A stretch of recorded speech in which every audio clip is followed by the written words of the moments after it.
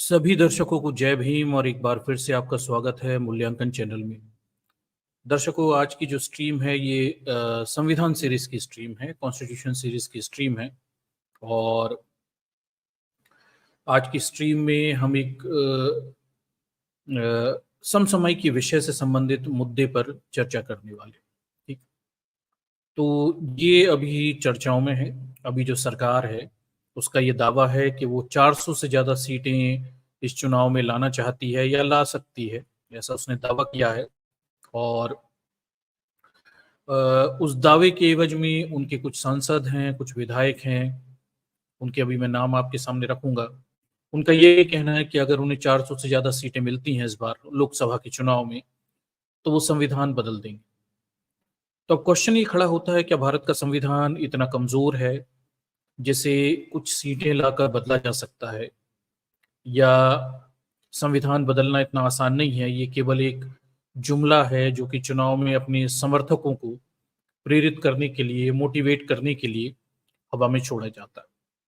ठीक, तो आज इस विषय का संविधान संशोधन की प्रक्रिया क्या है भारतीय संविधान में, इस विषय का आज हम मूल्यांकन करेंगे, समझेंगे कि आखिर भारत का संविधान जिसे डॉक्टर भीमराव अंबेडकर ने बनाया, वो किस तरह से गढ़ा गया है, बनाया गया है, और उसमें संविधान संशोधन की, कॉन्स्टिट्यूशन अमेंडमेंट की प्रोसेस क्या है। ठीक, तो उसे समझेंगे और उसे समझकर हमें ये पता चलेगा क्या संविधान बदलना, संशोधित करना इतना आसान है, 400 सीटें लाकर ये किया जा सकता है या नहीं किया जा सकता। ठीक, ये संभावनाएं हमारे सामने उभर कर सामने आएंगी।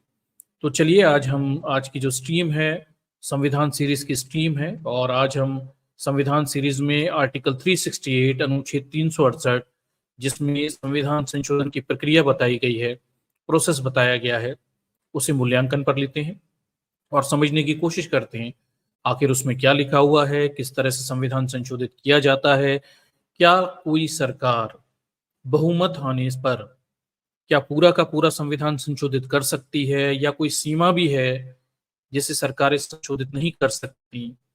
ये सारे मामले हैं जिन्हें एक नागरिक के रूप में आपको जानना बहुत जरूरी है, ताकि इस मुद्दे पर आपके स्पष्ट विचार उभर कर सामने आए। ठीक, तो चलिए, आर्टिकल 368 संविधान का अनुच्छेद 368 वो क्या कहता है, किन परिस्थितियों में बनाया गया, डॉक्टर अंबेडकर ने संविधान सभा में आर्टिकल 368 के जो प्रोसेस है उसको लेकर क्या कहा था, ये भी जानना आपके लिए जरूरी है। और क्या संविधान संशोधन की प्रक्रिया बहुत जटिल है, बहुत कठिन है, ये जो संविधान सभा में आरोप लगाए गए थे, इनको भी हम मूल्यांकन पर यहाँ पर लेते हैं। ठीक, तो बने रहिएगा, काफी महत्वपूर्ण जानकारियां इस अनुच्छेद से संबंधित हैं, आर्टिकल से संबंधित हैं। आपको यहाँ पर ये तो पता चलेगा ही कि संविधान संशोधन कैसे किए जाते हैं संसद में, क्या उनकी प्रक्रियाएं हैं, और साथ में क्या संशोधन के माध्यम से पूरे संविधान भी बदले जा सकते हैं। ये सारे प्रश्नों के जवाब भी आपको आज यहाँ पर बेहतर तरीके से मिल जाएंगे। तो चलिए, इस मुद्दे को हम अपने मूल्यांकन पर लेते हैं और एक प्रेजेंटेशन के माध्यम से इस विषय को समझने की कोशिश करते हैं। क्या संविधान बदला जाने वाला है? 400 सीटें लाकर लोकसभा में संविधान बदलने की तैयारी चल रही है, और अगर ये बदला जाएगा तो क्या लाया जाएगा, इस पर मैंने पहले भी स्ट्रीम की हुई है, हिंदू राष्ट्र का संविधान कैसा होगा, इस पर स्ट्रीम है, आप जाकर देख सकते हैं। फिलहाल में हम आर्टिकल 368 के तहत 400 सीटें लाकर संविधान बदलने की बात जो बीजेपी कर रही है, उसके नेता कर रहे हैं, इस संभावना को देखते हैं। संविधान में ऐसा कर पाना कितना मुश्किल है या सरल है, इन सारी संभावनाओं को यहाँ पर हम मूल्यांकन पर लेते हैं। तो चलिए देखते हैं, प्रेजेंटेशन की तरफ चलते हैं और इस मुद्दे को समझने की कोशिश करते हैं।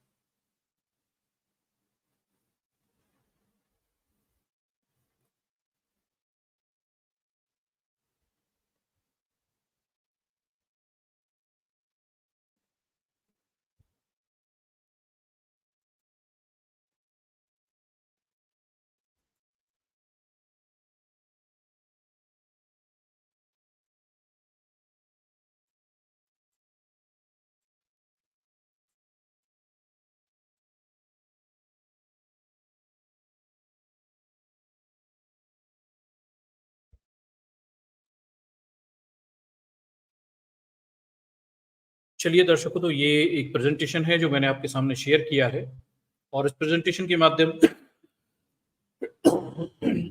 से अपन देखेंगे कि आखिर संविधान संशोधन करना किस तरह की जटिल प्रक्रिया है, और बीजेपी के लिए क्या इसके माध्यम से संविधान बदलना आसान है या नहीं है। तो बने रहिएगा और इस मुद्दे को समझने की थोड़ी कोशिश करिए।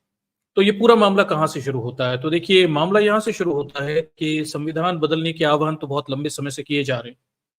हमने देखा कि पिछले 2 सालों में इस मुद्दे पर काफी गंभीर आह्वान किए गए, इनफैक्ट प्रयास भी किए गए। हिंदू हिंदू राष्ट्र की संविधान को लेके कई संसदें बिठाई गई, कई प्रक्रियाएं आयोजित की गई, और जो वर्तमान सरकार है बीजेपी आरएसएस की, ये इसकी तरफ से इस तरह के बयान दिए जाते रहे। अब इस बार देखिए, इसी बयान को थोड़ा बदल के दिया गया है। लोकसभा के चुनाव हमारे सामने हैं, और इन चुनाव में इस बार ये आह्वान किया जा रहा है कि 400 सीटें चाहिए, या 400 सीटें आने वाली हैं लोकसभा में।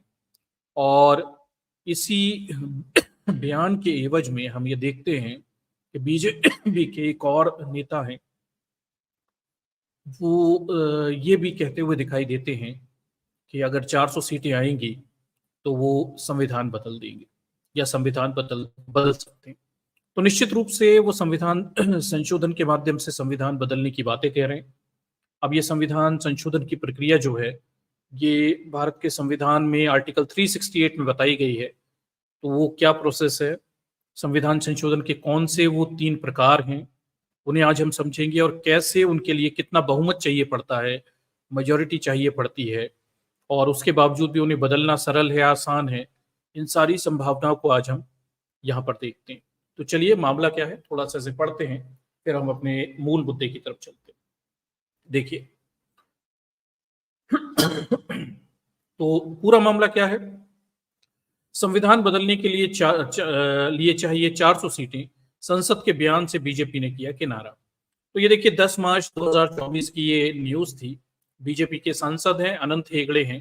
हालांकि इस बार बीजेपी ने इन्हें चुनाव में टिकट नहीं दिया, अभी ऐसा सुनने में आ रहा है, लेकिन फिर भी ये पुराने सांसद हैं, और संविधान बदलने को लेके ये तरह तरह के बयान पहले भी अतीत में देते रहे, प्रसिद्ध है इस मामले को इस तरह से अनावश्यक बयान देने के लिए। ठीक है, देखिए अब पूरा मामला क्या है।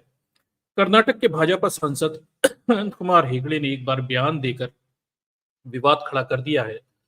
प्रधानमंत्री मोदी द्वारा तय किए गए 400 सीटें के लक्ष्य को लेकर उन्होंने कहा कि इतनी सीटें संविधान बदलने के लिए और धर्म की रक्षा के लिए चाहिए। तो दर्शकों, प्लान ये है कि संविधान बदलकर धर्म की रक्षा की जाएगी। धर्म की रक्षा मतलब धर्म आधारित संविधान बनाने की जुगाड़ या तैयारियां चल रही हैं, कम से कम इनके बयान से ये समझ में आता है। ठीक है, तो इन्होंने ये बयान दिया। उसके बाद देखिए, विपक्ष ने विरोध करना शुरू किया। फिर बीजेपी की तरफ से भी बयान आया कि भाई देखिए, बीजेपी ने संविधान में बदलाव के बारे में किसी भी अटकल को खारिज कर दिया, और पार्टी के 2/3 बहुमत के साथ सत्ता में वापस आने पर संसद अनंत कुमार हेगड़े की टिप्पणी से खुद को अलग कर लिया। अब हुआ ये कि जब विवाद बढ़ गया, तो ये पूरा मामला जो है जब चर्चाओं में आ गया, तो अंत में बीजेपी ने फिर इससे खुद को फिलहाल में तो अलग कर लिया। और ये जो चीज है, ये चिंता और चर्चा दोनों अपने पीछे छोड़ गई कि 400 सीटें आने पर यह संविधान बदलने की सुगबुगाहट है, और धर्म की रक्षा के लिए वो ऐसा करना चाहते हैं। तो अब प्रश्न ये खड़ा होता है कि वर्तमान संविधान इनकी धर्म की रक्षा नहीं कर रहा है, या वर्तमान संविधान इनके धर्म के विरुद्ध में है, जिसके लिए ये 400 सीटें लाकर अपना नया खुद का संविधान बनाना चाहते हैं। बनाएंगे तो मनुस्मृति आधारित संविधान को बनाकर क्या धर्म की रक्षा की जाएगी? ये सारे क्वेश्चन खड़े हैं। और इससे भी बड़ा क्वेश्चन एक और खड़ा है, वो ये है, क्या 400 सीटें लाकर बीजेपी आरएसएस इस स्थिति में है कि वो भारत का संविधान बदल सके, संशोधित कर सके, अमेंड कर सके? क्योंकि यहाँ पर 400 सीटें लाने की बात की है संविधान बदलने के लिए, तो हम ये मान के चलते हैं कि भाई ये संविधान अगर बदलेंगे भी तो संशोधन करके बदलेंगे, अमेंडमेंट कर कर बदलेंगे। और क्या भारत के संविधान में संविधान संशोधन की प्रक्रिया क्या है और किसके माध्यम से कैसे इस तरह की चीजों को अंजाम दे सकते हैं या नहीं, इसी चीज को आज हम मूल्यांकन पर लेकर आए हुए। चलिए तो आगे बढ़ते हैं। अब मुद्दा ये है कि संविधान संशोधन कैसे करेंगे और भारत के जो संविधान है उसमें संविधान संशोधन की प्रक्रिया क्या है, कैसी है और कहाँ दी गई है। तभी हमें समझ में आएगा क्या 400 सीटें लाकर बीजेपी संविधान संशोधन करके बदल भी सकती है या नहीं बदल सकती। चलिए देखते हैं। चलिए इस आर्टिकल के माध्यम से समझने की कोशिश करते हैं। संविधान संशोधन का अर्थ क्या है। संविधान संशोधन इस उद्देश्य के लिए निर्धारित प्रक्रिया के अनुसार संविधान के किसी भी प्रावधान को जोड़ने, बदलने या निरस्त करने जैसे परिवर्तन करने की प्रक्रिया के संदर्भ में संदर्भित करता है। ठीक है, तो संविधान संशोधन का मतलब संविधान में कुछ घटाना, बढ़ाना, जोड़ना, यही संविधान संशोधन है। और भारत के संविधान में ही ये प्रावधान दिए गए हैं कि भारत के संविधान को आप संशोधित कर सकते हैं। उसके कुछ निश्चित तरीके हैं, प्रक्रियाएं हैं, वही मैं आपको यहाँ पे बताने वाला हूँ।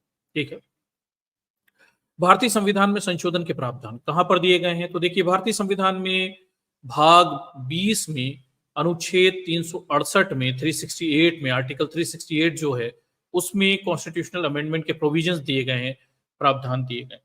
अब ये संविधान संशोधन के प्रावधान किस तरह से संविधान संशोधन की अनुमति देते हैं, थोड़ा उससे हम यहाँ पे देखते हैं। ठीक है, चलिए, तो भारतीय संविधान में संशोधन की प्रक्रिया क्या है, अब ये भी पता होना चाहिए। प्रोसेस क्या है, 400 सीटें तो लाएंगे पर प्रोसेस क्या है, बदलेंगे कैसे। तो देख लीजिए, अनुच्छेद 368 के अनुसार भारत के संविधान में संशोधन की प्रक्रिया निम्नानुसार है। संविधान में संशोधन के लिए विधेयक केवल संसद के किसी भी सदन में पेश किया जा सकता है, राज्य विधानमंडल में नहीं। तो अगर कोई सरकार संविधान संशोधन करना चाहती है तो सबसे पहले उसे विधेयक लाना पड़ेगा, बिल लाना पड़ेगा कि वो क्या संशोधन या बदलना चाहती है संविधान। ठीक है, इस तरह के जो बिल होते हैं, विधेयक होते हैं, ऐसे कानून जो अभी पूरे कानून में परिवर्तित नहीं हुए, संविधान में जुड़े नहीं हैं, वो विधेयक कहलाते हैं, बिल कहलाते हैं। संसद से पारित होने से पहले तक वो विधेयक या बिल कहलाते हैं। ठीक, तो पहले एक बिल लाना पड़ेगा। संसद के किसी भी सदन में लग सकते हैं इस बिल को, लोकसभा या राज्यसभा, दोनों में से किसी में भी प्रस्तुत किया जा सकता है। लेकिन राज्यों के विधानमंडल यानी राज्य के विधानसभाओं से संविधान संशोधन के विधेयक चालू नहीं किए जा सकते या उन्हें आगे नहीं बढ़ाया जा सकता। ठीक है, तो संविधान संशोधन की प्रक्रिया हमेशा संसद में, लोकसभा, राज्यसभा से ही शुरू की जा सकती है। बिल वहीं पे आते हैं। आगे देखिए, विधेयक को किसी मंत्री या किसी निजी सदस्य के द्वारा पेश किया जा सकता है और इसके लिए राष्ट्रपति की पूर्व अनुमति की आवश्यकता नहीं होती। इसे भी थोड़ा ध्यान दीजिए दर्शकों कि संविधान संशोधन का जो विधेयक होता है इसे मंत्री ला सकते हैं सरकार की, या निजी सदस्य, प्राइवेट मेंबर मतलब जो लोग सरकार के मंत्री नहीं है, इसके अलावा वो लोकसभा, राज्यसभा के सदस्य हैं, मेंबर ऑफ पार्लियामेंट हैं, वो अगर कोई बिल लेकर आते हैं तो उसे प्राइवेट मेंबर बिल कहा जाता है, निजी सदस्यों के द्वारा लाया गया बिल कहा जाता है। सरकार के मंत्री बिल लाते हैं तो सरकार के द्वारा लाया गया बिल कहा जाता है। तो संविधान संशोधन के लिए जो बिल होता है वो मंत्री भी ला सकते हैं या कोई प्राइवेट मेंबर भी इसे लेकर आ सकता है और इसके लिए किसी राष्ट्रपति की अनुमति की आवश्यकता नहीं होती। इसके अलावा आप और किसी किस्म के बिल वगैरह, कानून वगैरह लेकर आते हैं तो उसमें राष्ट्रपति की अनुमति लगती है, लेकिन संविधान संशोधन के बिल के लिए, विधेयक के लिए राष्ट्रपति की अनुमति पहले से नहीं लेनी होती है। ठीक है, तो हमें दो मुद्दे समझ में आए कि अगर संविधान संशोधन करना है तो पहली शर्त है लोकसभा या राज्यसभा से बिल लाना पड़ेगा। बिल मंत्री या निजी सदस्य, प्राइवेट मेंबर कोई भी ला सकता है और राष्ट्रपति की इसके लिए अनुमति की आवश्यकता नहीं होती। आगे देखिए, ऐसे विधेयकों को जो बिल लेकर आए हैं, विधेयक लेकर आए हैं, अब देखिए, ऐसे विधेयकों को प्रत्येक सदन में विशेष बहुमत से पारित किया जाना चाहिए, अर्थात सदन की कुल सदस्य संख्या का बहुमत 50% से अधिक और सदन में उपस्थित और मतदान में भाग लेने वाले सदस्यों के 2/3 बहुमत से पारित होना चाहिए।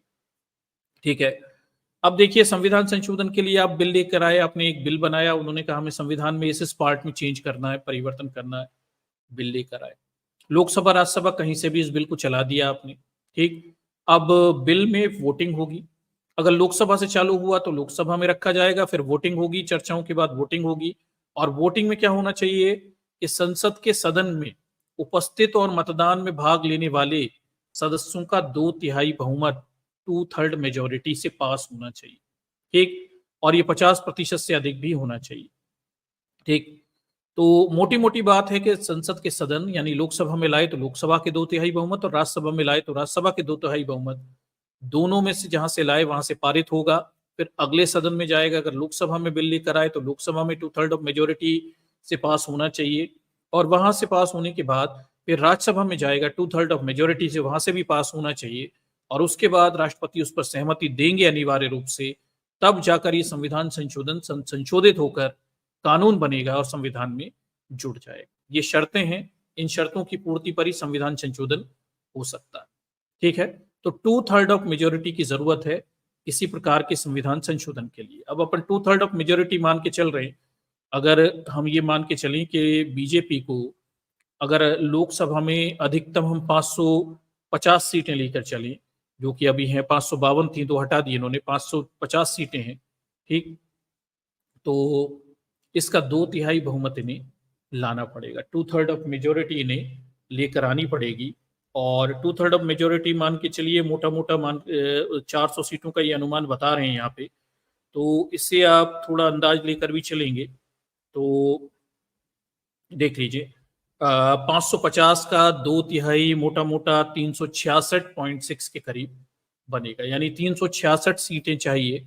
तो 400 सीटों का अनुमान ये ऊपर बिल्कुल सही लेकर चल रहे हैं, 400 सीटें लगभग चाहिए पड़ेंगी लोकसभा में संविधान संशोधन, विशेष संविधान संशोधन, क्योंकि संविधान के ज्यादा बड़े पार्ट विशेष संविधान संशोधन यानी 2/3 ऑफ मेजोरिटी वाले वोटिंग से पास होने पर ही चेंज किए जा सकते हैं। ठीक, तो 366 यानी 400 सीटों का अनुमान ये सही लेके चल रहे हैं, पर लेकिन केवल लोकसभा में 400 सीटें लाने से काम नहीं चलेगा, इन्हें राज्यसभा में भी चाहिए।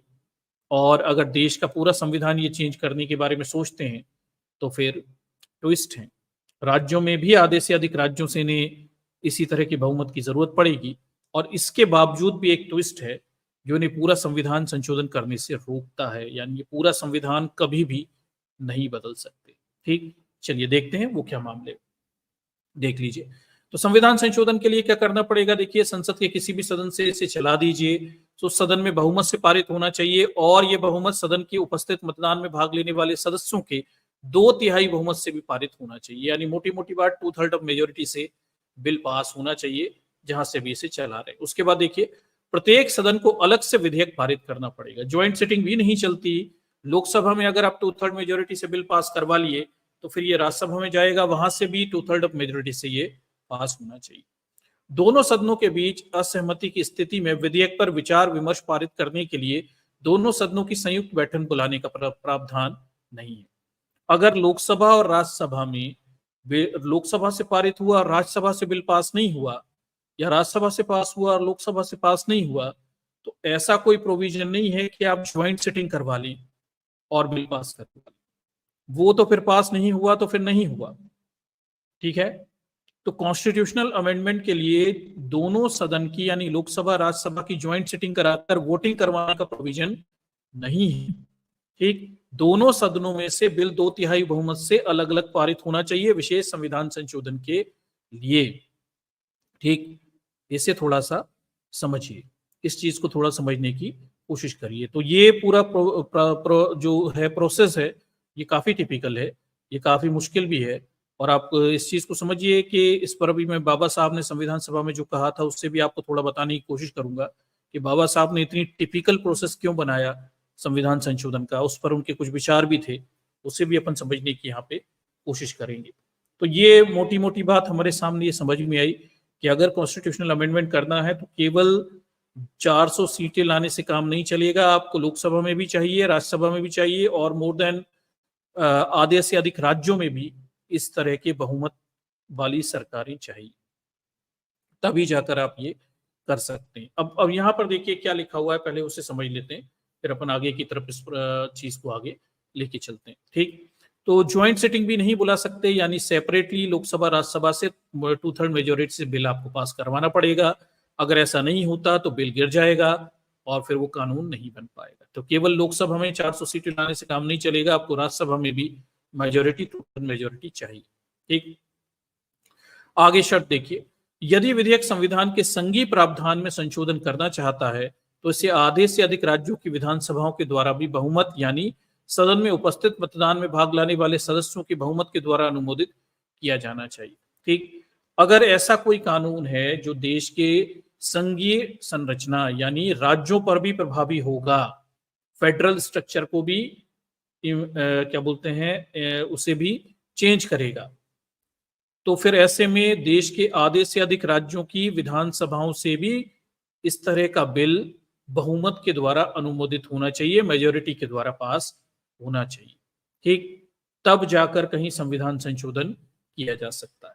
आगे देखिए, संसद के दोनों सदनों के द्वारा विधिवत पारित होने पर राज्य विधानमंडल के द्वारा अनुसमर्थित होने के बाद जहां आवश्यक हो विधेयक को राष्ट्रपति के पास उनकी सहमति के लिए प्रस्तुत किया जाएगा। एक बार लोकसभा से बिल पारित हो जाए 2/3 मेजोरिटी से, राज्यसभा से पारित हो जाए 2/3 मेजोरिटी से, देश की आधी से अधिक राज्यों की विधानसभाओं से बहुमत से पारित हो जाए, उसके बाद ये बिल कहाँ जाएगा, राष्ट्रपति के पास जाएगा और फिर राष्ट्रपति को इस पर अनिवार्य रूप से सहमति देनी होगी। आगे देखिए, राष्ट्रपति को विधेयक पर अपनी सहमति देनी होगी।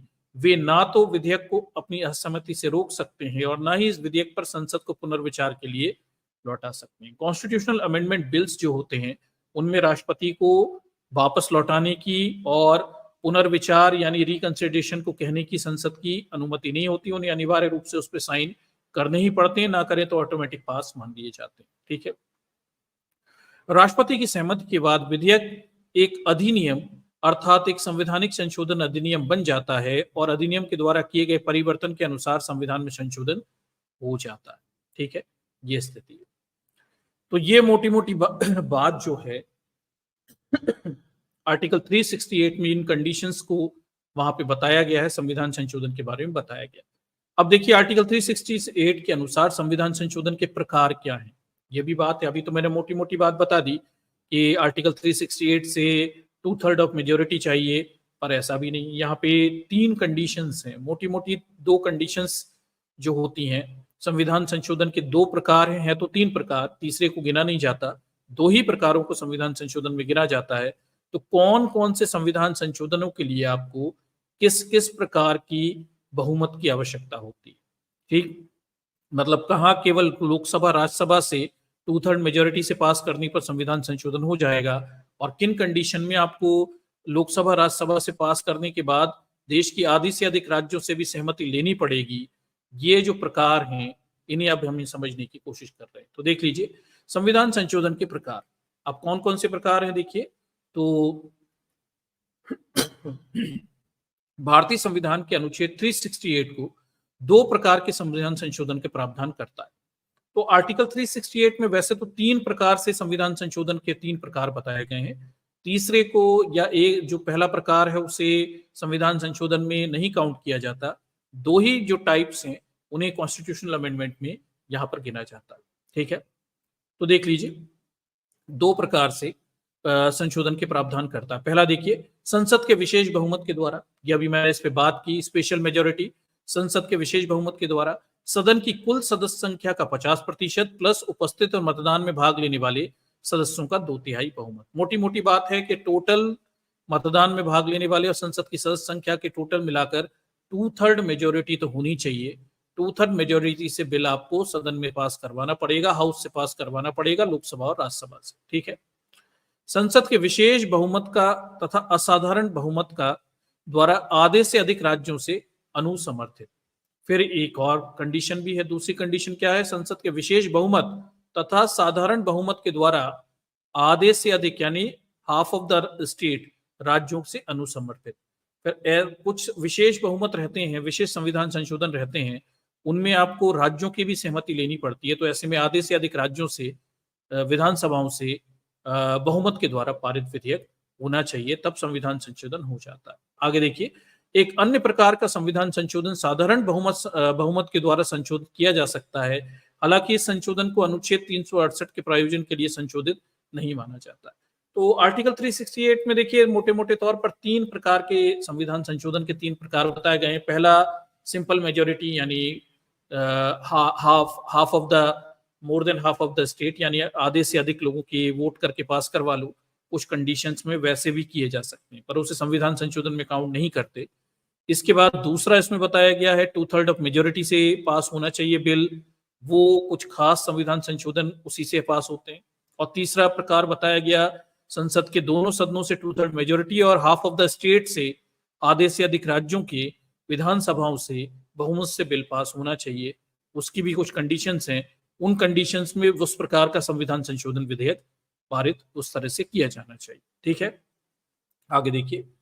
इसीलिए संविधान में 3 तरीके से संशोधन किए जा सकते हैं। पहला, संसद के साधारण बहुमत से संशोधन, संसद के विशेष बहुमत के द्वारा संशोधन, और तीसरा, संसद के विशेष बहुमत के द्वारा संशोधन आधे से अधिक विधानमंडलों के द्वारा अनुसमर्थन।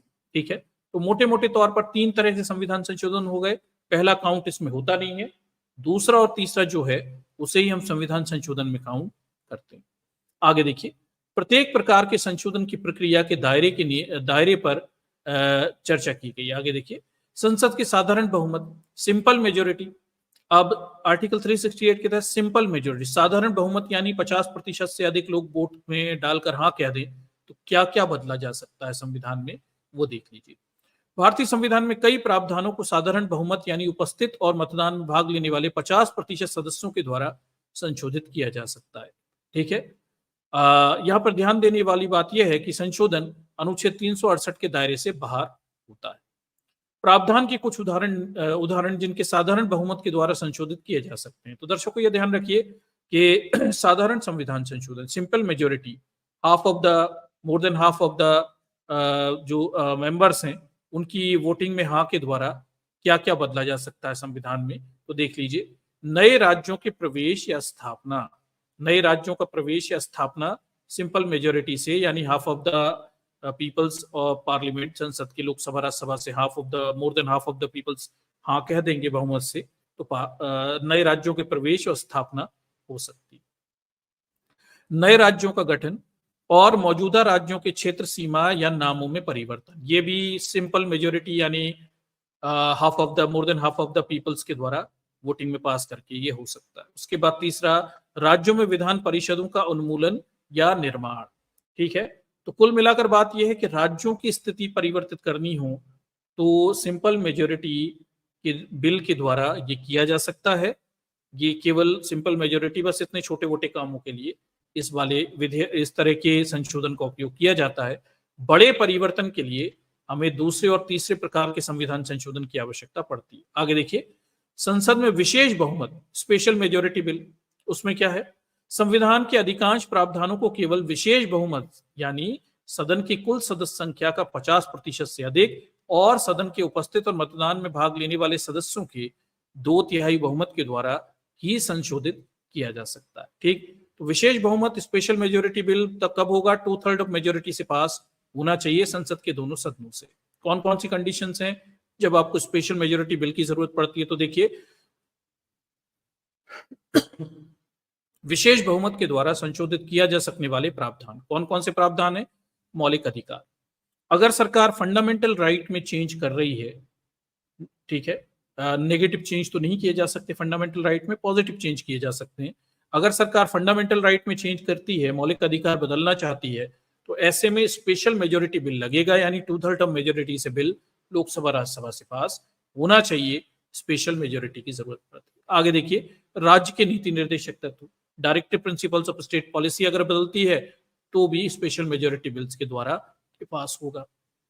आगे देखिए, अन्य सभी प्रावधान जो पहली और तीसरी श्रेणी में शामिल नहीं है। ठीक है, पहली और तीसरी श्रेणी यानी सिंपल मेजोरिटी में, और थर्ड वाली जो श्रेणी है जिसमें special majority plus recommendation from the half of the state, आधे से अधिक राज्यों से सहमति, उसमें शामिल नहीं है, वो सब स्पेशल मेजोरिटी के अंतर्गत काउंट होते हैं। उन सब में संविधान के उन सब प्रावधान को चेंज करने के लिए स्पेशल मेजोरिटी बिल की जरूरत पड़ती है। आगे देखिए, तीसरा प्रकार, अब तीसरा प्रकार क्या है जिससे आप क्या क्या बदल सकते हैं, संसद में विशेष बहुमत और आधे से अधिक राज्यों से सहमति।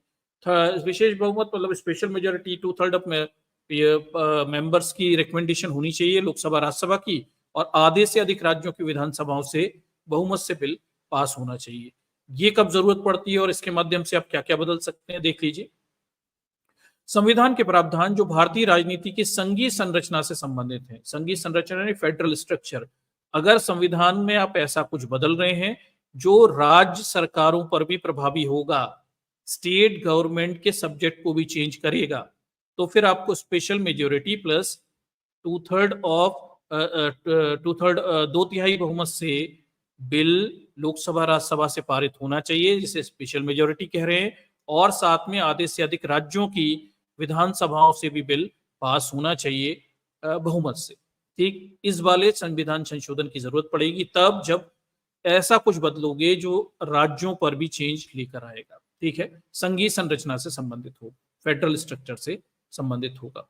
ठीक है, उसमें संशोधन के लिए संसद के विशेष बहुमत के साथ साथ आधे से अधिक विधानमंडलों की साधारण बहुमत की सहमति की आवश्यकता होती है। ठीक है, इस प्रकार के संशोधनों के संबंध में निम्नलिखित बातों पर ध्यान देने योग्य है। इनमें यह आवश्यक नहीं है कि सभी राज्यों के इस विधेयक पर अपनी सहमति दें। जैसे कि आधे से अधिक राज्यों ने अपनी सहमति देते हैं, औपचारिकता पूरी की हो जाती है, तो फिर विधेयक पारित हो जाता है। ठीक है, तो देश में अगर 28 राज्य हैं तो 28 राज्य के आधे से अधिक राज्यों की सहमति मिल जाए तो इस तरह के विधेयकों को पारित यानी बिल्स को पास करवाया जा सकता है, बशर्ते वो लोकसभा राज्यसभा से भी स्पेशल मेजोरिटी से पास हो गए। आगे देखिए, संविधान में ऐसी कोई समय सीमा निर्धारित नहीं की गई है कि जिसके भीतर राज्यों को विधेयक पर अपनी सहमति देनी चाहिए। आगे देखिए, प्रावधानों के कुछ उदाहरण जिन्हें इस प्रकार के संशोधन किए जा सकते हैं। राष्ट्रपति का चुनाव, उसकी रीतियां। अगर प्रेसिडेंट के इलेक्शन और उससे संबंधित कोई मुद्दे को आप बदलना चाहते हैं तो फिर आपको स्पेशल मेजोरिटी बिल की जरूरत पड़ेगी। मतलब ये कि लोकसभा राज्यसभा से 2/3 मेजोरिटी से पास होना और देश के आधे से अधिक राज्यों की विधानसभाओं से मेजोरिटी से पास होना। ठीक, तभी आप राष्ट्रपति की चुनाव और उसकी रीतियों को बदल सकते हैं। संघ और राज्य की कार्यकारी शक्तियों पर विस्तार। ठीक है, तो संघ और राज्य सरकारों की जो शक्ति होती है, फेडरल एग्जीक्यूटिव पावर्स होती हैं सेंट्रल गवर्नमेंट की, अगर उन्हें राज्यों पर आप बढ़ा रहे हो, विस्तार कर रहे हो, तो भी आपको इस तरह के स्पेशल मेजोरिटी बिल की जरूरत पड़ेगी। सर्वोच्च न्यायालय, उच्च न्यायालय आदि से संबंधित, अगर आप सुप्रीम कोर्ट, हाई कोर्ट के संदर्भ में कुछ चेंज करना चाहते हो तो भी आपको स्पेशल मेजोरिटी बिल की जरूरत पड़ेगी, plus half of the state recommendation वाले बिल की जरूरत पड़ेगी। ठीक है, तो ये अच्छे से ध्यान रखिए। अब ये देख लीजिए दर्शकों, तो ये इस तरह से संविधान संशोधन किया जा सकता है। मोटे मोटे तौर पर बात यह है कि संविधान में परिवर्तन किए जा सकते हैं। 3 प्रकार से संविधान में परिवर्तन की बात हमें दिखती है। पहला, राज्यों के नाम बदलना, छोटे मोटे परिवर्तन करना, उसके लिए साधारण बहुमत की जरूरत होती है, सिंपल मेजोरिटी की जरूरत होती है, यानी 50% से अधिक लोग वोटिंग में भाग देकर हाँ कह दें तो राज्यों के नाम, विधान परिषदों की स्थितियां वगैरह बदले जा सकते हैं। इसे संविधान संशोधन में काउंट नहीं किया जा सकता, लेकिन आर्टिकल 368 के तहत ये आता है। दूसरा है स्पेशल मेजोरिटी, विशेष बहुमत, जिसमें लोकसभा राज्यसभा की सदस्यों के 2/3 2/3 ऑफ मेजोरिटी से बिल पास होना चाहिए। इसे स्पेशल मेजोरिटी बिल कहते हैं। इस तरह के बिल के जरिए आप संविधान में ज्यादातर चीजें बदल सकते हैं, पर ऐसी चीजें नहीं बदल सकते जो फेडरल स्ट्रक्चर यानी राज्यों पर भी प्रभावी होती है। ठीक है, इसे थोड़ा समझ लीजिए। फिर आपको अगर बड़े परिवर्तन करना है, ऐसे परिवर्तन करना है जो कि राज्यों पर भी प्रभावी हो, स्टेट गवर्नमेंट का फेडरल स्ट्रक्चर भी चेंज करते हो, तो फिर अब क्या करना पड़ेगा, simple majority plus half of the states recommendation, और साधारण बहुमत के विशेष बहुमत स्पेशल मेजोरिटी यानी विशेष बहुमत और आधे से अधिक राज्यों की विधानसभाओं से विधेयक पारित होना चाहिए। Special majority plus half of the state recommendation. ठीक, उसके माध्यम से ज्यादातर चीजें संविधान में फेडरल नेचर की बदली जा सकती। ठीक, तो यहां पर संविधान में आपको क्या बदलना है, उसके लिए एक टिपिकल सेट प्रोसेस है कॉन्स्टिट्यूशन अमेंडमेंट का। छोटे मोटे चेंज करने के लिए सिंपल मेजोरिटी, ठीक, बड़े परिवर्तनों के लिए स्पेशल मेजोरिटी, और बहुत बड़े परिवर्तनों के लिए जो राज्यों पर भी प्रभावी हो, special majority plus half of the states recommendation. ठीक है, विशेष बहुमत और आधे से अधिक राज्यों की विधानसभाओं की सहमति, तभी आप बड़े परिवर्तन यहां पर कर सकते हैं। ठीक है, इस तरह का एक टिपिकल प्रोसेस हमारे संविधान में बताया गया है। कॉन्स्टिट्यूशन अमेंडमेंट का, तो सिर्फ इतनी सी बात नहीं है कि कोई व्यक्ति 400 सीटें लेकर आ जाए और लोकसभा में 400 सीटें लेकर आ जाए तो वो संविधान संशोधन करके संविधान को बदल सकता है। ये नहीं है, ठीक, इट इज नॉट पॉसिबल, क्योंकि फिर आपको राज्यसभा में भी 2/3 ऑफ मेजोरिटी चाहिए अगर आप संविधान में बड़ा परिवर्तन करना चाहते हैं। इसके अलावा देश के 28 राज्यों में से आधे से अधिक राज्यों की विधानसभाओं से भी विधेयक पारित होना चाहिए अगर आप बहुत बड़े कोई परिवर्तन या पूरा संविधान चेंज करना चाहते हैं। तो आपको इतना बहुमत चाहिए। तो टेक्निकली स्पीकिंग बीजेपी को क्या चाहिए? बीजेपी को कम से कम 366 से ज्यादा सीटें चाहिए। कहाँ? संसद, लोकसभा में, ठीक है, लोकसभा में 366 चाहिए। फिर उसके बाद उन्हें राज्यों में, राज्यसभा में भी बहुमत चाहिए। तो राज्यसभा में अधिकतम सदस्य संख्या होती है 250, 250 का 2/3 होगा 166। तो राज्यों में भी उन्हें 166 सीटें चाहिए। राज्यसभा में 166 सीटें लाने के लिए उन्हें आधे से अधिक राज्यों में भी सरकारें होनी चाहिए, तब जाकर वो राज्यसभा में बहुमत में आ पाते हैं, क्योंकि राज्यसभा के सदस्य जो होते हैं वो राज्यों की विधानसभाओं से आते हैं, वो डायरेक्टली चुनकर तो आते नहीं। तो राज्यों में भी आपकी उतनी सरकार हो, इसके बावजूद भी आधे से अधिक राज्यों की विधानसभाओं से भी बिल पास होना चाहिए, ठीक है। तो कम से कम आधे से अधिक राज्यों में भी उनकी सरकारें होनी चाहिए, तब जाकर वो ये सोच सकते हैं कि संविधान में वो बड़े परिवर्तन कर सकते हैं, संविधान बदल सकते हैं। But there is a catch. चीजें अभी नहीं सुलझी। आप लोकसभा में बहुमत लेकर आ जाइए, आप राज्यसभा में बहुमत लेकर आ जाइए, आप आधे से अधिक राज्यों में सरकार बना लीजिए, फिर भी यहां पर एक कैच है, आप संविधान तब भी नहीं बदल सकते पूरा का पूरा। क्यों नहीं है? चलिए उससे और आगे देख लेते हैं। आगे क्या मामला है देखिए। तो आगे ये मामला है, क्या संविधान पूरा बदला जा सकता है? नहीं बदला जा सकता। उसका एक समस्या है, क्योंकि भारतीय संविधान की एक मूल संरचना है, there is a basic structure of Indian constitution, जिसे संविधान संशोधन के द्वारा बदला नहीं जा सकता है। तो पूरा मामला यह है कि संविधान का एक मूल ढांचा है, इस मूल ढांचे को संविधान संशोधन आर्टिकल 368 के तहत भी आप संविधान संशोधन करके नहीं बदल सकते। ये क्या मामला है इसे देखिए। तो भारतीय संविधान की मूल संरचना, ठीक है, इसे थोड़ा समझिए। आवश्यक समझे जाने वाले मूल सिद्धांत के एक समूह को संदर्भित करती है, जिससे संसद के द्वारा संशोधन के माध्यम से नष्ट या बदला नहीं जा सकता। यह अवधारणा हालांकि संविधान में स्पष्ट रूप से उल्लेखित नहीं है। सर्वोच्च न्यायालय के द्वारा ऐतिहासिक केशवनंद भारती मामले में 1973 में इसकी स्थापना की गई। तो दर्शकों, एक क्या मामला ये था कि भारत में ये सरकारें बनती रही, इंदिरा गांधी का पूरा दौर था, उससे पहले भी सरकारें थी, ये हमेशा आर्टिकल 368 की शक्ति का दुरुपयोग करते रहे, संविधान में ऊटपटांग चेंज करते रहे। फाइनली सुप्रीम कोर्ट ने एक बॉर्डर लाइन बनाई।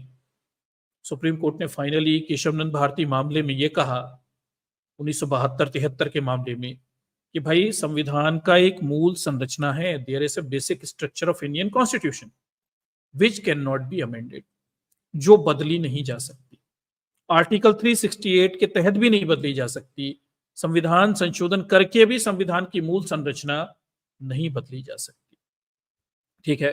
तो इसे थोड़ा समझिए कि अगर बहुमत भी आ जाए बीजेपी के पास, लोकसभा में, राज्यसभा में, आधे से अधिक राज्यों में सरकारें भी आ जाएं, तो भी वो पूरा का पूरा संविधान नहीं बदल सकते, क्योंकि संविधान के मूल संरचना, there is a concept of basic structure of Indian constitution, उस मूल संरचना को कोई नहीं बदल सकता। अब आप कहेंगे ये मूल संरचना क्या है? तो मूल संरचना को सुप्रीम कोर्ट समय समय पर डिफाइन करता रहता है। वो ऐसा भी नहीं है कि वो डिफाइंड है, वो बेसिक स्ट्रक्चर डिफाइन करता जा रहा है सुप्रीम कोर्ट। 1973 से लेके अब तक सुप्रीम कोर्ट ने संविधान में ज्यादातर महत्वपूर्ण चीजों को बेसिक स्ट्रक्चर में शामिल कर दिया। जैसे सुप्रीम कोर्ट ने कई सारे केसों में इसे समझाया। केशवनंद भारती मामले के बाद मिनर्वा मिल का मामला आता है, उसमें भी वो थोड़ा सा समझाता है। तो सुप्रीम कोर्ट बार बार संविधान की मूल संरचना को डिफाइन करता जा रहा है, और उसने अब तक ये कहा कि भारत एक कॉन्स्टिट्यूशनल डेमोक्रेसी है, भारत एक संवैधानिक प्रजातंत्र है और इसे बदला नहीं जा सकता, ठीक है। भारत एक संसदीय प्रजातंत्र है, पार्लियामेंट्री डेमोक्रेसी है, इसे भी नहीं बदला जा सकता, ठीक है। इसे अच्छे से समझ लीजिए, ये ठीक है। फंडामेंटल राइट, मौलिक अधिकार, मौलिक अधिकारों के संदर्भ में भी सुप्रीम कोर्ट साफ कह चुका है, इसे नकारात्मक रूप से नहीं बदल सकते। सकारात्मक तो बदल सकते हो, उसमें जोड़ सकते हो, लेकिन नकारात्मक रूप से नहीं बदल सकते आप कि भाई ऐसा कुछ कर दो कि लोगों के अधिकार खत्म हो जाएं, वो आप नहीं कर सकते। ठीक। फ्री एंड फेयर जुडिशरी, स्वतंत्र और निष्पक्ष न्यायपालिका, ये भारत के बेसिक स्ट्रक्चर में है, basic structure of Indian constitution में है, इसे कोई चेंज नहीं कर सकता। ठीक। फिर उन्होंने कहा फेडरल स्ट्रक्चर, भारत की संघीय संरचना, केंद्र और राज्यों का अलग अलग होना और 7वीं अनुसूची से शक्ति विभाजन, ये भी नहीं बदल सकते। तो basic structure of Indian constitution को सुप्रीम कोर्ट लगातार अलग अलग मामलों में डिफाइन करता रहता है, उसकी लिस्ट बढ़ती चली जा रही है और संविधान का ज्यादातर पार्ट अब नहीं बदला जा सकता। इसे अच्छे से समझिए। ठीक। इतनी लंबी लिस्ट सुप्रीम कोर्ट बना चुका है बेसिक स्ट्रक्चर संविधान के मूल संरचना की कि उसमें से अब बहुत बड़ा पार्ट जो है वो रिजिड हो गया, उसे बदला नहीं जा सकता। तो ये जो बात कहना कि ये सीटें लाकर बहुमत के जरिए संविधान बदल देंगे, हिंदू राष्ट्र का संविधान बना देंगे, technically it is not possible. तकनीकी रूप से तो ये संभव नहीं है। अब एक ही तरीका रह गया कि आप संविधान विरुद्ध जाकर कुछ करें, तो फिर आप असंवैधानिक हो जाएंगे, तब आपको सरकार में रहने का अधिकार नहीं रहेगा और तब आपको देशद्रोह के केस में जेल जाना पड़ेगा। ठीक है। तो ये भी एक समस्या है कि संवैधानिक रूप से संविधान को पूरा नहीं बदला जा सकता। दर्शकों इसे समझिए थोड़ी सी बात को कि constitutionally there is no provision to completely change the Indian constitution. ठीक। नहीं बदला जा सकता। उसमें थोड़े बहुत चेंजेस आप कर सकते हो आर्टिकल 368 के तहत, वो भी सुप्रीम कोर्ट के स्कैनर में जाएगा और सुप्रीम कोर्ट फिर उसे संविधान की भावना के अनुरूप लेगा और फिर वो अगर कल को ये कह दे कि ये भी बेसिक स्ट्रक्चर में आता है तो वो भी नहीं बदला पाएगा। ठीक है।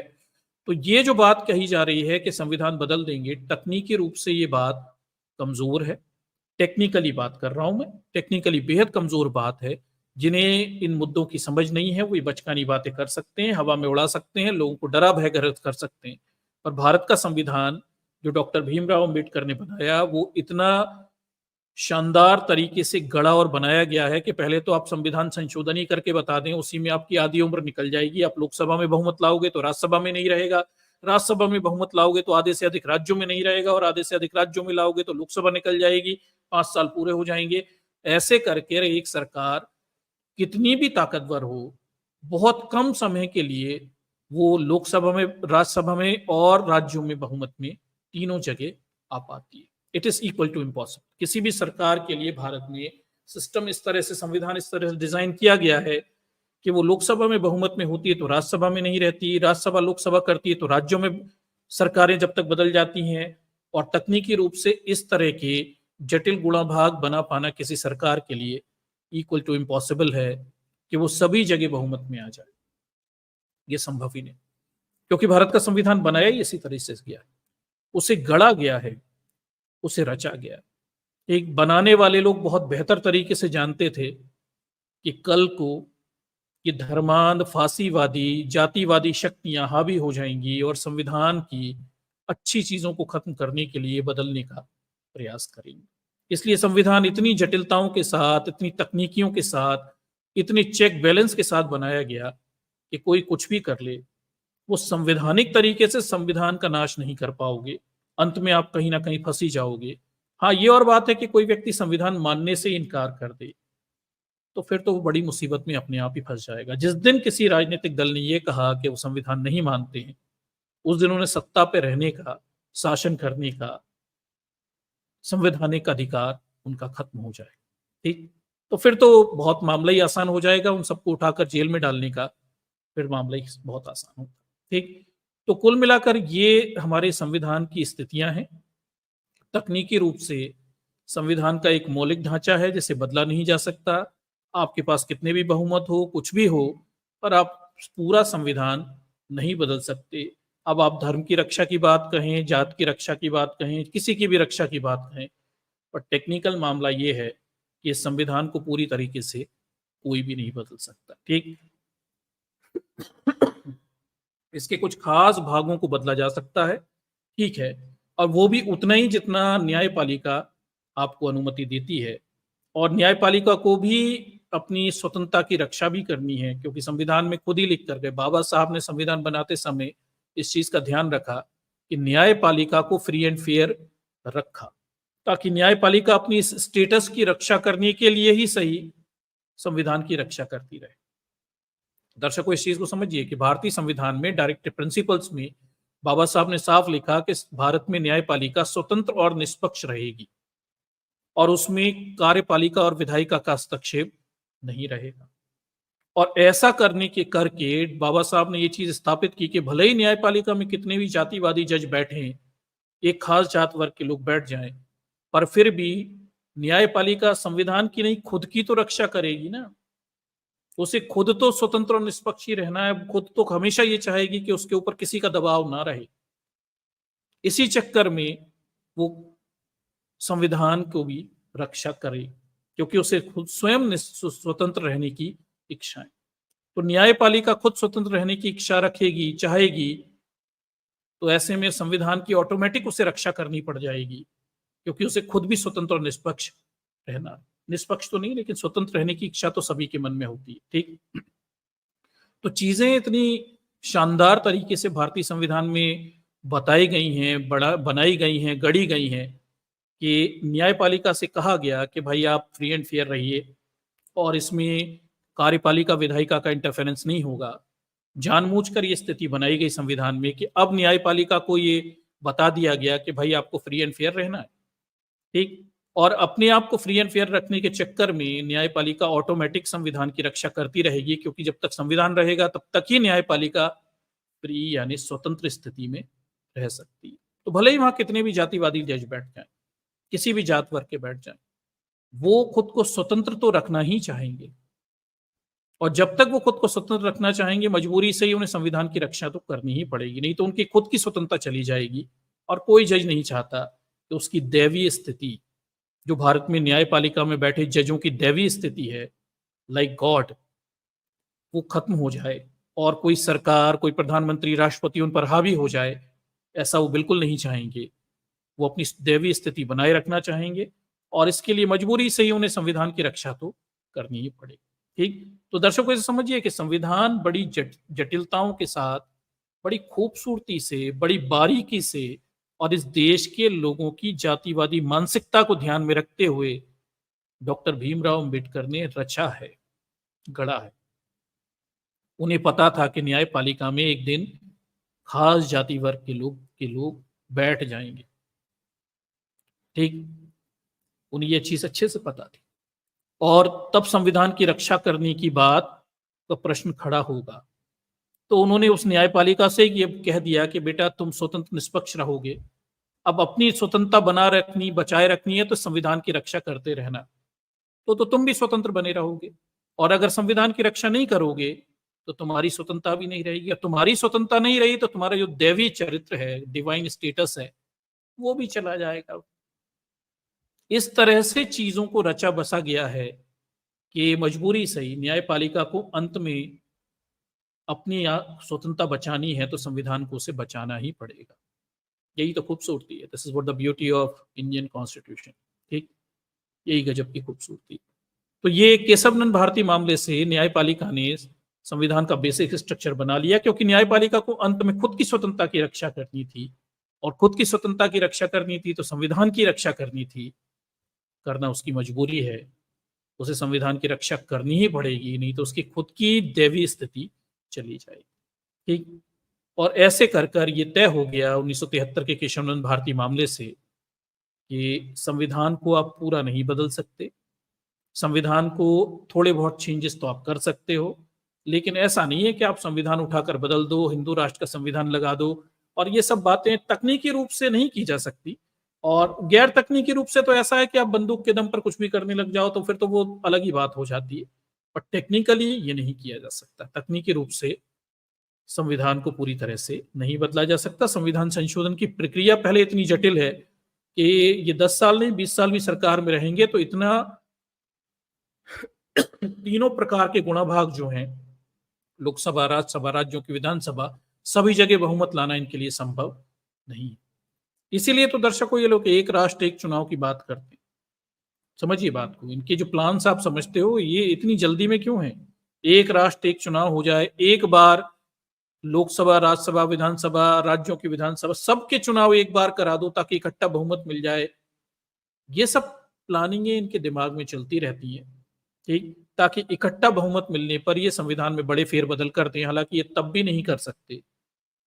क्यों? क्योंकि there is a basic structure of Indian constitution which can not be amended, ठीक, उसे बदला नहीं जा सकता। तो ये संविधान की स्थितियां हैं। अब एक प्रश्न है दर्शकों, ये क्वेश्चन संसद में, संविधान सभा में भी बहुत पूछा गया। अब बाबा साहब ने बड़ी खूबसूरती से इसका जवाब भी दिया। वो प्रश्न ये है, क्या इतनी जटिल प्रक्रिया क्यों? संविधान संशोधन का प्रोसेस जो है, why it is so typical, ये इतना कठिन क्यों है?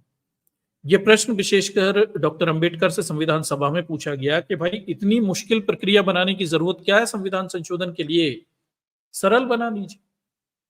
यहां तक की मांग की गई कि भाई 10 सालों के लिए, जब संविधान लागू हुआ तो उन्होंने कहा कम से कम 10 सालों के लिए तो संविधान संशोधन, कॉन्स्टिट्यूशनल अमेंडमेंट का प्रोसेस सिंपल कर दीजिए।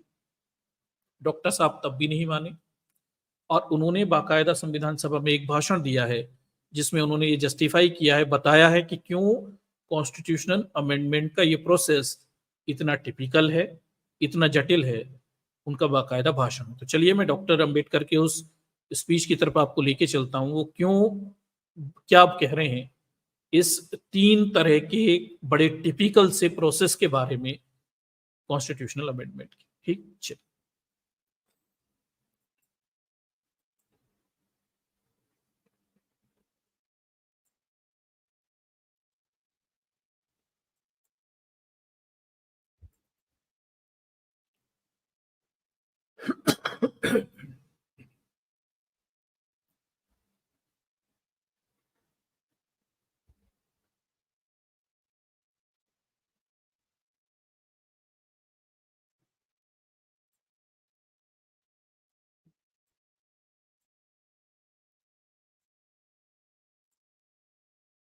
चलिए, तो मैंने स्क्रीन शेयर कर दिया, देखिए, और ये अभी कुछ समय लोड होगी आपके सामने।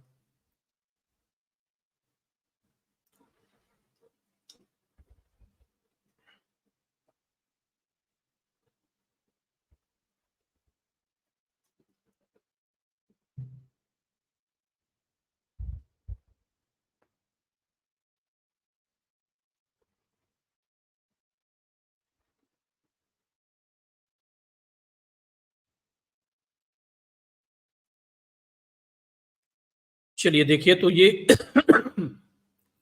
भारतीय संविधान के भाग 20 में आर्टिकल 368 है और उसमें संविधान संविधान संशोधन के प्रोसेस के बारे में बताया गया, ठीक। उसमें कुछ पॉइंट दिए गए हैं, पॉइंट 1 है, पॉइंट 2 है, पॉइंट 5 तक यहाँ पे बताए गए कैसे कॉन्स्टिट्यूशनल अमेंडमेंट का प्रोसेस है।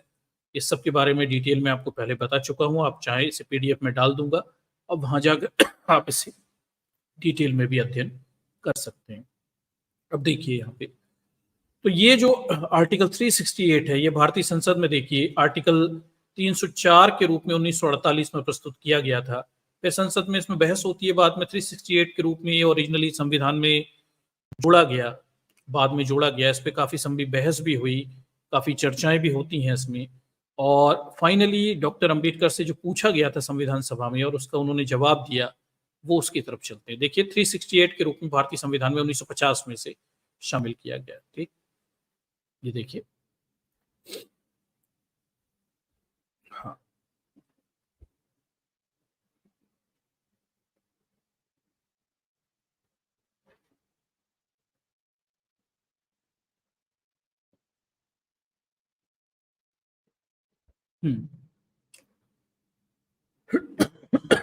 देखिए दर्शकों, यहाँ पे 17 सितंबर 1949 को संविधान सभा में मसौदा अनुच्छेद 304, अब ये 368 है, पहले 304 के रूप में था, पर बहस हुई, ठीक है। इसने संसद को संविधान में संशोधन करने की विशेष शक्ति प्रदान करने की और शक्ति का प्रयोग करने की प्रक्रिया की रूपरेखा तैयार की। मसौदा अनुच्छेद के अनुसार एक संशोधन के लिए संसद में 2/3 बहुमत की मंजूरी और कुछ मामलों में भारत के आधे से अधिक राज्यों की सहमति की आवश्यकता होती है। बहस के दौरान मसौदा समिति के अध्यक्ष ने एक संशोधन पेश किया जिसमें मसौदे के अनुच्छेद की भाषा को सख्त कर दिया गया और उन अनुच्छेदों की संख्या में वृद्धि की जिनसे संशोधन के लिए भारत के राज्यों की सहमति की आवश्यकता। तो दर्शकों, पूरा मामला ये था कि ये जो आर्टिकल 368 है, ये भारतीय संविधान में देखिए, ये जो है 304 के रूप में प्रस्तुत किया गया था बहस के लिए मसौदे में, बाद में 368 के रूप में से जोड़ा गया। अब इसमें मामला ये था कि ये पहले से 304 के रूप में रखा गया तो थोड़ा सा सरल था। बाद में ये देखते हैं कि डॉक्टर अंबेडकर ने उसमें कुछ कठिन प्रावधान तुरंत ही जोड़ दिए और राज्यों की सहमति को लेकर कठिन प्रावधान वहां पे जोड़ दिए गए। आगे देखिए, बहस में भाग लेने वाले अधिकांश विधानसभा सदस्यों ने 2/3 बहुमत की आवश्यकता का विरोध किया और साधारण बहुमत का समर्थन किया। तो संसद में, संविधान सभा में वहीं इस मुद्दे को लेकर बहस हो गई कि भाई ये 2/3 ऑफ मेजोरिटी की क्या जरूरत है, सिंपल मेजोरिटी रखिए ना, मोर देन 50%, और बस संविधान संशोधन हो जाने दीजिए, सरल रखिए संविधान संशोधन को। ऐसी मांग थी संविधान सभा के सदस्यों की, लेकिन डॉक्टर अंबेडकर ने इस चीज को स्वीकार नहीं किया। आगे देखिए, उनका मानना था कि मसौदा अनुच्छेद में संविधान में संशोधन करना संभव नहीं तो कठिन जरूर बना दिया गया है। इन सदस्यों ने विभिन्न कारण प्रस्तुत किए कि क्यों एक कठोर संविधान वांछनीय नहीं था। उन्होंने तर्क दिया कि कठोर संविधान प्रगतिशील कानून, ये सब बातें उस समय हो रही हैं, डॉक्टर अंबेडकर के सामने ये प्रश्न उछाले जा रहे हैं कि भाई इतना कठोर, इतनी कठोर संविधान क्यों है, इसमें अमेंडमेंट करना इतना मुश्किल क्यों है, 2/3 ऑफ मेजोरिटी लोकसभा राज्यसभा आधे से अधिक राज्यों में, फिर बहुमत भी चाहिए, वाई चीजें इतनी कठिन क्यों है। तो डॉक्टर अंबेडकर अपने इस प्रावधान के पक्ष में एक भाषण देते हैं संविधान सभा में, इस आर्टिकल 368 को लेकर अपने क्लैरिफिकेशन देते हैं। चलिए उसकी तरफ चलते हैं, डॉक्टर साहब क्या कह रहे हैं, ठीक है।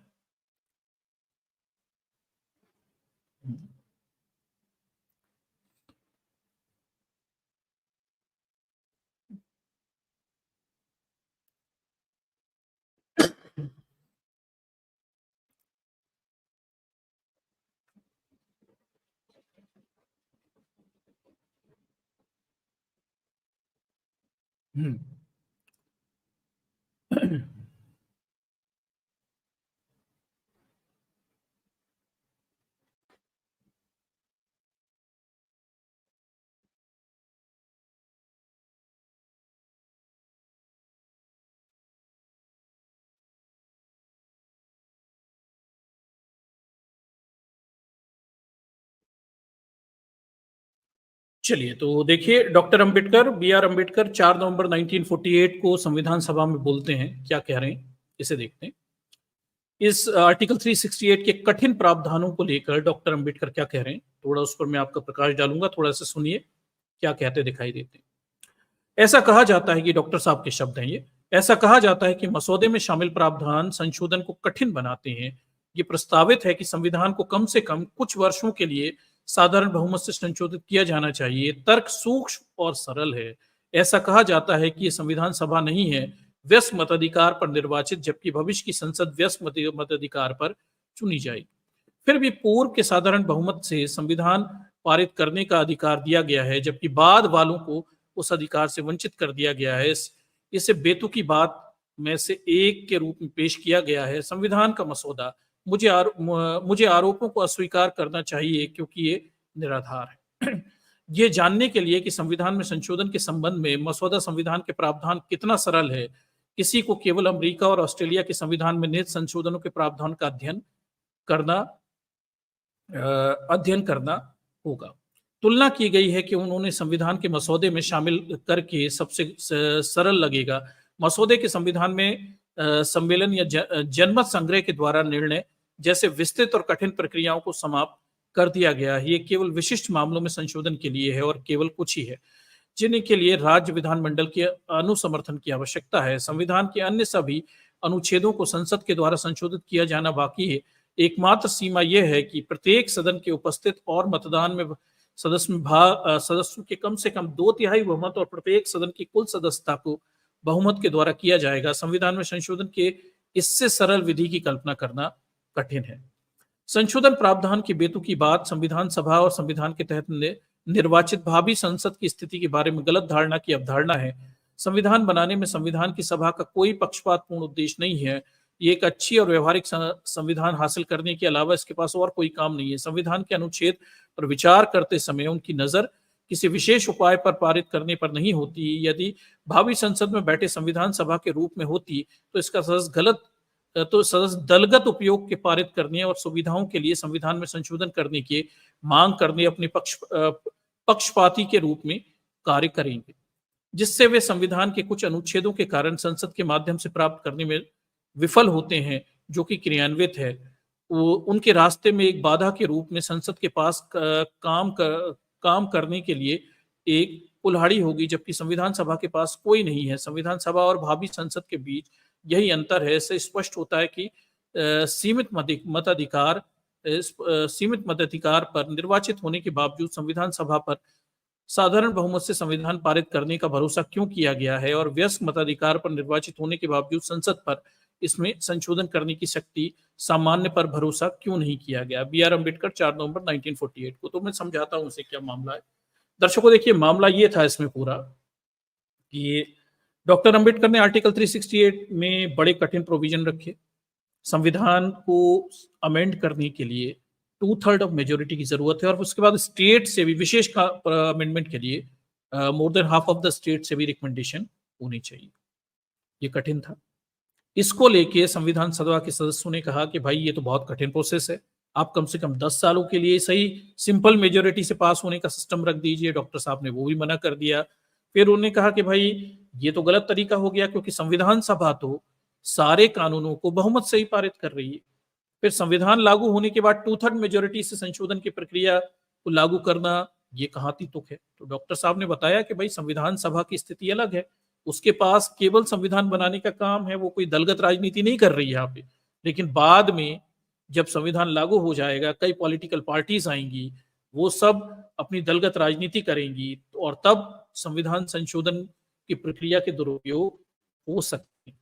ठीक, इसलिए चीजों को उस तरह से बनाया गया। फिर उन्होंने कहा अमेरिका यूरोप के कई देशों से तुलना करने की बात की। उन्होंने कहा वहां देखिए जनमत संग्रह हो जाता है, क्या बोलते हैं, रेफरेंडम हो जाते हैं, प्लेबिसाइट हो जाते हैं और चीजें बदल दी जाती हैं। तो डॉक्टर साहब ने कहा वो सब तो बहुत कठिन है। भारत जैसे देश में जहाँ करोड़ों की जनसंख्या है, आप जनमत संग्रह कैसे कराएंगे किसी चीज का? हर मुद्दे पे जनमत संग्रह थोड़ी हो सकता है। सबसे सरल तरीका ये है कि संसद में बैठे सांसद वोटिंग कर दें और कोई कानून पारित हो जाए या गैर पारित हो जाए और राज्यों की विधानसभाओं से भी पारित हो जाए। ये सबसे सरल तरीका है। इस इस तरह से डॉक्टर साहब ने इस बात को डिफेंड किया कि जो आर्टिकल 368 में कॉन्स्टिट्यूशनल अमेंडमेंट के प्रोविजन हैं, भले ये थोड़े हमें कठिन दिखते हों, पर यही सही है भारत जैसे देश की स्थितियों को ध्यान में रखते हुए। और हमें अमेरिका यूरोप के बाकी के प्रोविजंस को नहीं अपना सकते, क्योंकि वह जरा सी जनसंख्या है। अब बात बात पर जनमत संग्रह करा लेते हैं, ये हो सकता है। जरा सी जनसंख्या, भारत में इतनी डाइवर्सिटी है, इतनी विविधता है, बहुसंख्यकवाद है, मेजोरिटेरियनिज्म है। ऐसे में हम जनमत संग्रह, प्लेबिसाइट और रेफरेंडम और इन सब पे पीछे जाएंगे तो हम कोई समस्या के हल कभी निकाल ही नहीं पाएंगे।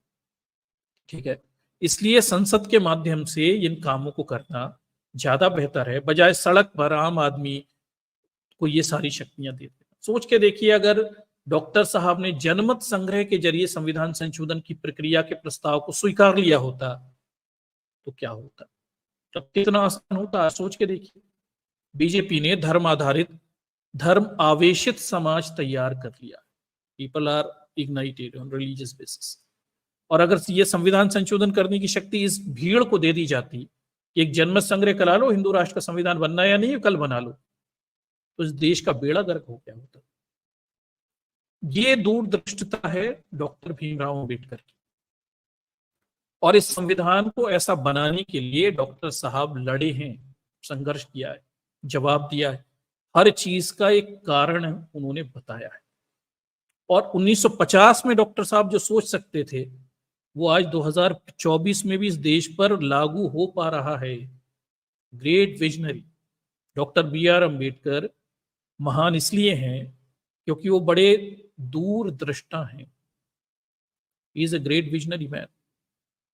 वो 2050 1950 में भी 2024 की स्थितियों को समझकर संविधान वैसा बना पा रहे थे। ये चीज आपको दूसरे लोगों में नहीं दिखाई देगी। विजनरी होना, what makes a man great.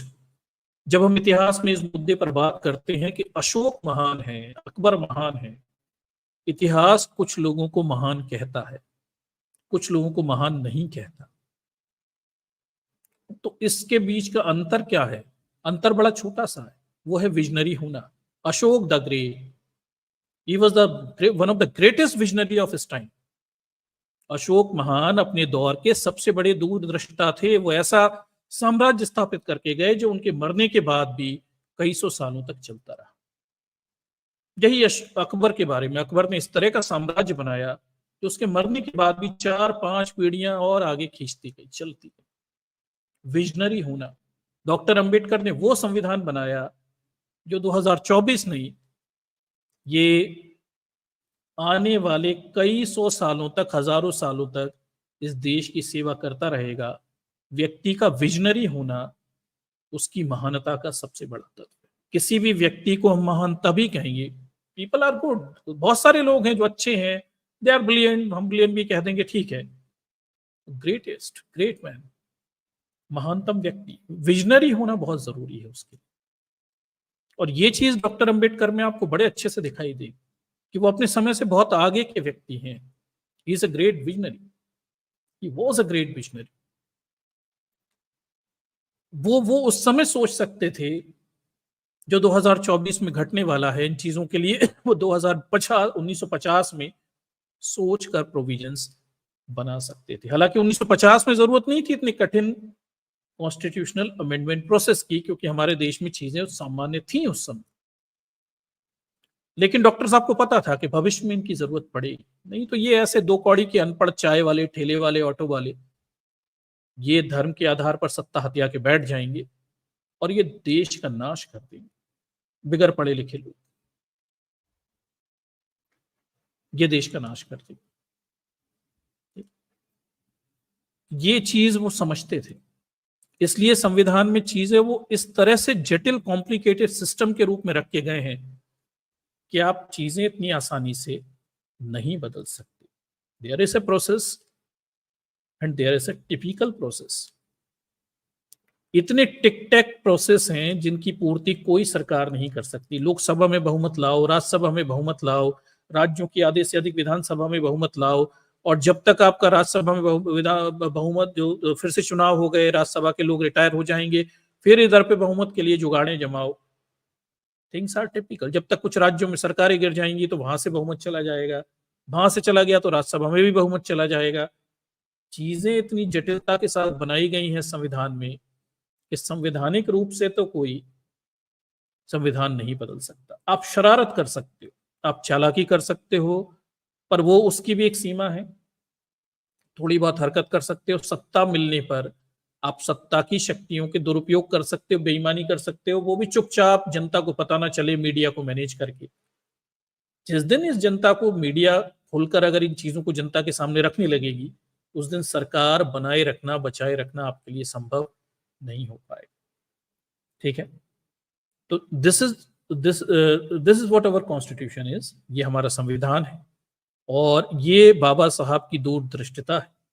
वो जो कर सकते थे बेस्ट ऑफ द थिंग, वो हमारे लिए करके गए हैं। आज वो नहीं है। हमारे ऊपर दायित्व है कि हम संविधान को समझें, हम चीजों को समझें, हम राजनीति को समझें और इस संविधान की रक्षा के लिए दृढ़ संकल्प रहें। हमारा जो भी रेजोल्यूशन है वो बड़ा मजबूत होना चाहिए। We have to protect it. हमें संविधान को समझना है, जानना है, इसकी रक्षा करनी है, क्योंकि ये हमारी रक्षा करता है। ठीक है, और जो लोग संविधान की शक्तियों का दुरुपयोग कर रहे हैं, इन्हें रोकने के लिए भी हमें संवैधानिक तौर तरीकों से लोगों को परिचित करवाना पड़ेगा। Because people in India don't know about the constitution and it's parameters. ठीक, लोग नहीं जानते संविधान और संविधान के मूल्यों को, इसलिए वो संविधान के नाम पर कुछ चालाकियां, बदमाशियां सरकार में बैठे लोग कर लेते हैं। अगर एक बार भारत की जनता को आप संविधान से परिचित करा दें, इसके मूल्यों से परिचित कराएं, तो आप मान के चलिए ये सारी चालाकियां, बदमाशियां, सीए, एनआरसी और तमाम किस्म की जो गड़बड़ घोटाले संविधान के नाम पे कर रहे हैं, ये भी रुक जाए। संविधान इन सबको रोकने में भी सक्षम है, देर सवेर रोक लेगा। अगर जनता संविधान से परिचित हो जाए तो ये काम और तेजी और जल्दी से किया जा सकता है, ठीक, और ज्यादा बेहतर तरीके से किया जा सकता है। तो इसे थोड़ा समझिए, ये चीजें काफी महत्वपूर्ण हैं और जटिल भी हैं थोड़ी सी, मैं भी मानता हूं, दे आर टिपिकल थिंग्स, पर ठीक है, देश की किसी ना किसी पीढ़ी को तो इन जटिल और कठिन चीजों को समझने में अपना समय देना पड़ेगा। और कब तक समाज इन चीजों से भागता रहे, और भागते रहोगे संविधान से, तो असलियत में आप अपने ही हक अधिकारों से भाग रहे हो, आप अपने ही देश की बेहतर स्थितियों की रक्षा करने से भाग रहे हो। If the society is running from the constitution, society is running from its betterment, ठीक, यही सच्चाई। तो ये परेशानी है, इसलिए देश की संविधान, नियम, कायदे, कानून, प्रक्रियाएं, इनसे भागने की नहीं, इन्हें समझने की जरूरत है, ठीक। तो दर्शकों, ये सारा मामला है कि टेक्निकली संविधान को संशोधित करके और 400 सीटें लाकर भी बीजेपी संविधान में कोई बड़े परिवर्तन नहीं कर सकती, उसकी पॉसिबिलिटीज बहुत कम है। चीजें इस तरह से रची बसी हैं, बनाई गई हैं कि आप पूरा संविधान नहीं बदल सकते। संविधान में थोड़े बहुत हरकतें कर सकते हैं, पर संविधान बड़े पैमाने पर आप इसे चेंज नहीं कर सकते। तो उसके प्रोविजन संविधान में ऑलरेडी किए गए, ठीक। चालाकियों की बात है, बदमाशियों की बात है, वो आप कर सकते हो, वो भी इसलिए क्योंकि इस देश की जनता इग्नोरेंट है, इसलिए कर पा रहे हो आप। सीए, एनआरसी, तमाम किस्म के संविधान के दायरों में रहकर बदमाशियां जो आप कर रहे हो, वो भी इसलिए क्योंकि इस देश की जनता इग्नोरेंट है। वो संविधान, मूल्य, नियम, कायदे, कानून, डेमोक्रेटिक वैल्यूज, इन सब से परिचित नहीं है, इसलिए आप ये छोटी मोटी हरकतें कर पा रहे हो। जिस दिन इस देश की जनता कॉन्स्टिट्यूशनल वैल्यूज से परिचित हो जाएगी, उस दिन आप ये छोटी हरकतें भी नहीं कर पाओगे। Constitutional is very much capable of protecting itself. संविधान खुद को बचाने में और देश की जनता को भी बचाने में सक्षम है, कम से कम 70 सालों से तो हमें यही दिखाई दे रहा है, ठीक। ये संविधान की स्थितियां हैं, और इस पूरे मामले का जो लब्बो-लुबाब और हल क्या बोलते हैं, नतीजा ये है कि बीजेपी 400 सीट लेकर आ जाए, चाहे वो लोग राज्यसभा में सीट लेकर आ जाए, चाहे देश के आधे से अधिक राज्यों में सरकार भी बना ले, इवन देन उसके लिए संविधान बदल पाना संवैधानिक रूप से संभव नहीं है, परिवर्तित कर पाना भी संभव नहीं है। वो संविधान में एक सीमा दायरा है, उसके अंदर छोटे मोटे चेंजेस कर सकती है, थोड़ी बहुत राजनीति कर सकती है, और बड़े पैमाने पर कोई परिवर्तन करने की स्थितियां कानूनी रूप से तो रास्ता नहीं दिखाती, ठीक। This is what it is. कम से कम संविधान पढ़ के हमें ये समझ में आता है, और उसके बावजूद भी there is a basic structure जिसे बदला ही नहीं जा सकता, और उसमें ज्यादातर संविधान की अच्छी चीजें शामिल कर दी गई, ठीक। तो ये पूरा क्या बोलते हैं, मामला है आर्टिकल 368 का और उसके द्वारा संविधान संशोधन की सीमा का, ठीक। ये पूरी स्थितियां। चलिए, तो ये आज का प्रेजेंटेशन है दर्शकों, इसे थोड़ा समझने की कोशिश करिए। और कॉन्स्टिट्यूशन स्ट्रीम्स जो होती हैं ये थोड़ी सी टिपिकल रहती हैं, टेक टोल आपके दिमाग पर भी थोड़ा वजन हो जाता है, मैं समझता हूँ। तो संविधान पढ़ना, समझना, वो थोड़ा सा एक टाइम टेकिंग प्रोसेस है, पर फिर भी इसे पढ़िए, इट इज वेरी इंपॉर्टेंट। ये देश के भविष्य को लेकर और हमारे देश के संवैधानिक स्थितियों की समझ होना हमारे लिए बहुत जरूरी, ठीक। चलिए, तो ये आज का प्रेजेंटेशन है, और इस पर क्वेश्चंस के लिए अभी मैं यहाँ से लिंक देता हूँ। जो भी भाई हमारे साथी प्रश्न करना चाहें वो आ सकते हैं, और इस मुद्दे पर अपनी बात भी रख सकते हैं, और बाकी अन्य मुद्दों पर भी आप अपनी बात यहाँ पर आकर रख सकते हैं। चलिए, तो मैं लिंक यहाँ से सेंड